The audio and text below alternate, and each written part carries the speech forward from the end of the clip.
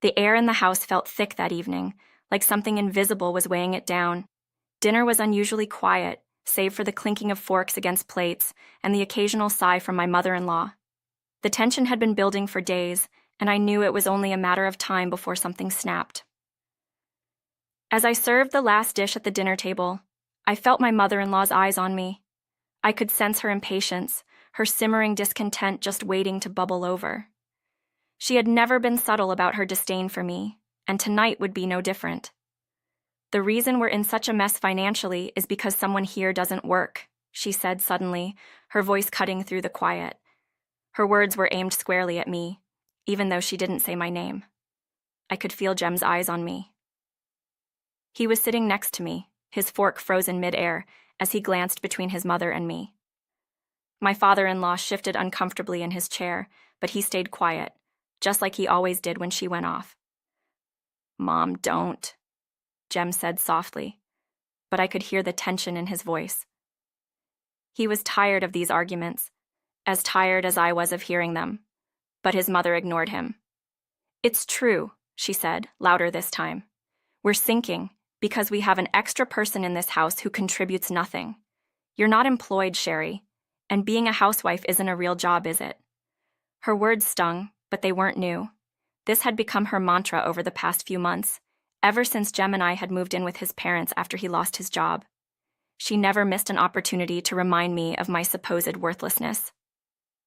I clenched my fork a little tighter, but I didn't respond. I had learned that arguing with her was pointless. No matter what I said, she always found a way to twist it, to make me the villain in her story.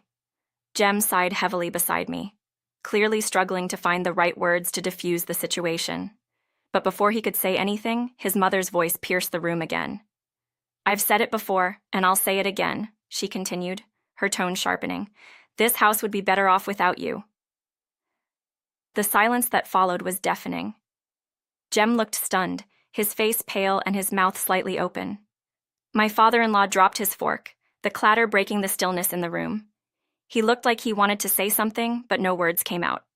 I felt the weight of her words pressing down on me, but instead of anger or sadness, I felt a strange sense of calm wash over me. Maybe it was because I had heard these words so many times before, or maybe it was because I had finally reached my limit. Whatever the reason, I knew something inside me had shifted. "I'll leave," I said softly but clearly, pushing my chair back from the table. My voice was steady, calm. Too calm, maybe. My mother-in-law blinked in surprise, her expression caught between satisfaction and shock. "What?" "I'll leave," I repeated, standing up from the table.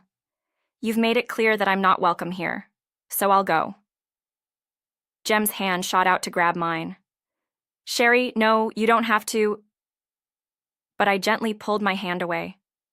I couldn't do this anymore. I couldn't keep living in a house where I was treated like an unwanted guest, where no matter what I did, it was never enough. I had given it my all, and it was still never enough for her.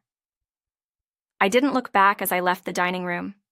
Behind me, I could hear my mother-in-law sputtering, trying to process what had just happened. Jem's footsteps followed me, but I didn't stop until I reached our room. I closed the door softly behind me and leaned against it for a moment, closing my eyes. The enormity of what I had just done started to sink in, but instead of regret, I felt a strange sense of relief. I had spent too long bending over backward to keep the peace in that house, but now, I was done. I walked over to the closet and pulled out a suitcase. It was time to go. Jem entered the room just as I was pulling clothes from the closet and folding them neatly into my suitcase. His face was pale, his eyes wide with a mix of disbelief and panic. "Sherry, what are you doing?" he asked, his voice shaky. I didn't stop packing. "I'm leaving, Jem. I can't live like this anymore." He ran a hand through his hair, frustration bubbling to the surface. "You don't have to do this. We can figure something out. Talk to her. Make her understand." I looked at him, my heart heavy but resolute. "Jem, we've tried. For a year I've tried to make this work. I've put up with her insults, her passive-aggressive comments, all of it. But nothing's changed. She doesn't want me here, and I can't keep pretending that everything's fine. Jem stared at the floor, his hands clenched into fists at his sides. I know my mom's been hard on you, but she doesn't mean it like that. She's just old-fashioned. She told me to leave, Jem, I said quietly. She thinks this house would be better off without me. And maybe she's right. He looked up at me, his eyes filled with desperation. Sherry, don't say that. You're my wife. We're supposed to be a team. I felt a lump rise in my throat, but I swallowed it down. We are a team, Jem, but I can't keep sacrificing my sanity for this. I need space.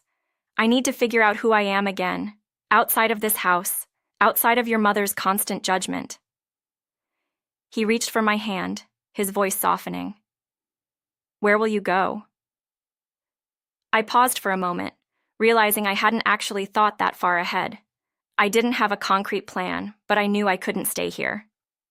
I'll figure it out, I said finally. I just need to leave. Jem was quiet for a long moment, his expression unreadable. Then, without a word, he walked over to the dresser and pulled out a pen and a set of papers from the top drawer.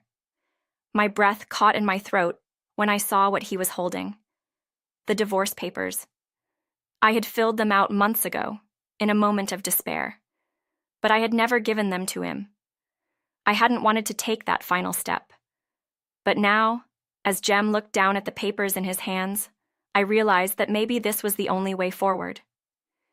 If this is what you really want, he said quietly, then I'll sign them.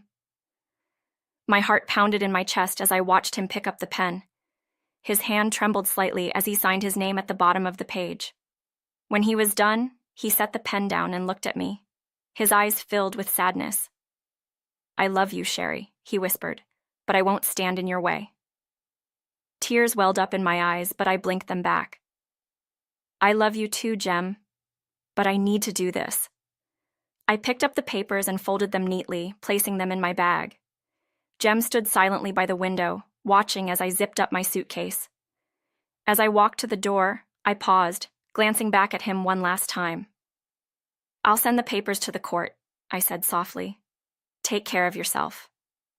He nodded, his gaze distant, and with that, I walked out of the room, out of the house, and into the unknown. Leaving Jem's family home felt like stepping out of a heavy fog and into the light. The moment I walked through that front door, I felt lighter, freer. But the reality of what I had done weighed on me as I waited for the cab to arrive, clutching my suitcase with trembling hands. I hadn't just left a house. I had left my marriage, my life as I knew it. And now, I had no idea where to go or what to do next. The cab pulled up, and I climbed into the back seat, giving the driver the address of a small hotel on the outskirts of town. It wasn't much, but it would give me a place to stay while I figured things out. As the car sped down the darkened streets, I stared out the window, my mind racing. I had no job, no home, no clear plan. All I had was my suitcase and a faint hope that I could start over. When I arrived at the hotel, the receptionist gave me a tired smile and handed me a key to my room. I thanked her quietly and made my way down the dimly lit hallway, my footsteps echoing in the silence. The room was small, but it was clean and quiet. I set my suitcase down on the bed and collapsed onto the mattress, exhaustion washing over me. For the first time in months, I was alone, truly alone. But instead of fear, I felt relief. For the next few days, I stayed in that little hotel room, letting the world outside pass me by. I didn't rush to make any decisions. I didn't try to figure out my next move. I just existed. It was strange, after months of living under the constant scrutiny of my mother-in-law, to suddenly have all this space. But eventually, reality came knocking. I couldn't hide in that hotel room forever. I needed to find a job, a place to live. I needed to build a new life. One morning, as I was scrolling through job listings online, something caught my eye. It was an ad for a freelance video editor. The company was looking for someone with experience in editing promotional videos for online platforms. My heart skipped a beat. Before I had married Jem and moved into his family's home, I had worked as a video editor for an advertising agency. I had loved my job, loved the creativity and the fast pace of the work. But I had given it up to support Jem in his career and to try and make things work with his family. Now, staring at that job listing, I realized I had a chance to go back to what I loved. Without hesitation, I sent in my resume and a portfolio of my previous work. I didn't expect much. I knew how competitive the industry could be. But to my surprise, I received an email a few days later inviting me to interview. The interview was nerve-wracking, but the moment I started talking about my passion for video editing, I felt the old spark return. The interviewer must have seen it too, because at the end of the meeting, he smiled and said, "Welcome aboard." I was hired. For the first time in what felt like forever, I had something to look forward to. I threw myself into my work, swing editing videos for various clients and rediscovering the joy of creating something from nothing. It wasn't easy, but it was fulfilling. And slowly, I started to rebuild my life. As I settled into my new routine, I didn't hear from Jem or his family for several months. Part of me was relieved. I needed the space to figure things out on my own. But another part of me wondered how they were doing, especially Jem. Then, one afternoon, as I was editing a video for a client, my phone rang. It was an unknown number, but something told me to answer it. "Sherry," a familiar voice said when I picked up the call. It was my mother-in-law. I hadn't spoken to her since the day I left their house. Hearing her voice now, after all this time, sent a chill down my spine. "Why are you calling me?" I asked, my voice sharper than I intended. "I've been trying to reach you for months," she said, her tone indignant. "Where is Jem? Why hasn't he come home?" I frowned, confused. "Jem? I haven't seen him since I left." She let out a frustrated sigh. "Don't lie to me, Sherry. I know you're behind this. You've turned him against me." "I haven't spoken to Jem in months," I said firmly. "If he hasn't come home, that's between you and him." There was silence on the other end of the line, and then in a voice barely above a whisper, she asked, "He's really not with you?" "No," I replied. "We're divorced, remember?" She didn't say anything for a long time. When she finally spoke again, her voice was softer, more vulnerable. "I don't know where he is. He won't answer my calls. I'm worried about him." For the first time, I heard something in her voice that I hadn't expected. Fear. Fear that she had lost Jem for good. "I'm sorry," I said quietly, not sure what else to say. She sighed again, the weight of her regret palpable even through the phone. "I don't expect you to forgive me, Sherry, but I wish things had been different." I didn't know how to respond to that. The years of hurt and resentment couldn't be undone with a single phone call. But as I listened to the sadness in her voice, I realized that maybe, just maybe, we were both victims of our circumstances. "I hope you find him," I said finally, and then, before she could say anything else, I hung up. That phone call marked a turning point for me.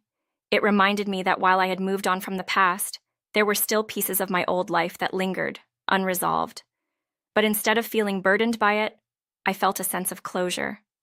I had done what I needed to do. I had reclaimed my life, my career, my sense of self. And now, I was ready to embrace whatever came next. As the months passed, I continued to grow in my career, taking on bigger projects and building a name for myself in the industry. I moved out of the hotel and into a small apartment of my own, a space that felt entirely mine. And then, one day, I received an unexpected email. It was from Jem. "I hope you're doing well," his message began. "I just wanted to let you know that I've moved out of my parents' house. I'm living on my own now, and I've started working as a freelance photographer." He went on to explain that he had needed time to figure things out just like I had. He apologized for the way things had ended between us and wished me all the best. As I read his words, I felt a sense of peace. Our chapter together had ended, but we were both moving forward in our own ways, and that was enough.